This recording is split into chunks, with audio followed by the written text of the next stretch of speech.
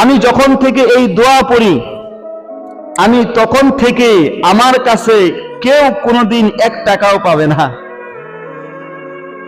তখন থেকে আমার কাছে কেউ কোনোদিন টাকা পায় না, এবং আল্লাহ পাক আমাকে কোনো সময় কারো থেকে ধার নিয়ে চলা এই ঋণ, এটাও আল্লাহ পাক, এই মুসিবতও আমাকে আল্লাহ পাক এখন বন্ধ কি করে নাই, দেয় নাই। কমপক্ষে 10 বছর আগ থেকে আমি এই দোয়াটা পড়ি। আমি এই দোয়া পড়ার ভিতরে আমি নিজেই সেখানে ফায়দামান, আমি নিজেই উপকৃত হয়েছি।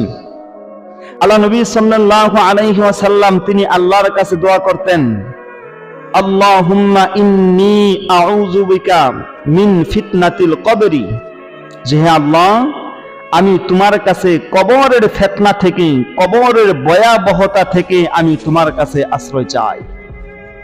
এই আশ্রয় চাচ্ছেন কে? আল্লাহ নবী সাল্লাল্লাহু আলাইহি ওয়াসাল্লাম। এরপরে অংশ হলো আল্লাহুম্মা ইন্নী আউযু বিকা মিন ফিতনাতিল কবরি ওয়া আযাবিন নার, আমি তোমার কাছে কবরের ভয়াবহতা থেকে এবং জাহান্নামের শাস্তি থেকে আমি তোমার কাছে আশ্রয় চাই।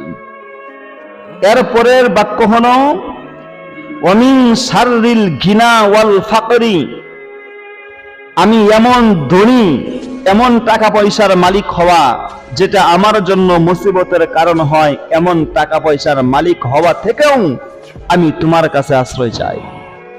ওয়াল ফাকরি, এবং এমন অভাব অনটন, যেই অভাব অনটনে মানুষকে দিন থেকে সরিয়ে নেয়, এমন অভাব অনটন থেকেও আমি তোমার কাছে আশ্রয় চাই।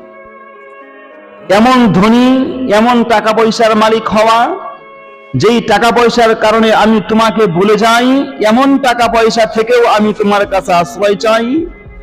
আবার এমন অভাব, যেই অভাবের কারণে আমি তোমার দিন থেকে দূরে সরে যাই, এমন অভাব থেকেও আমি তোমার কাছে আশ্রয় চাই। তাহলে এই দোয়ার সারমর্ম দাঁড়ালো কি?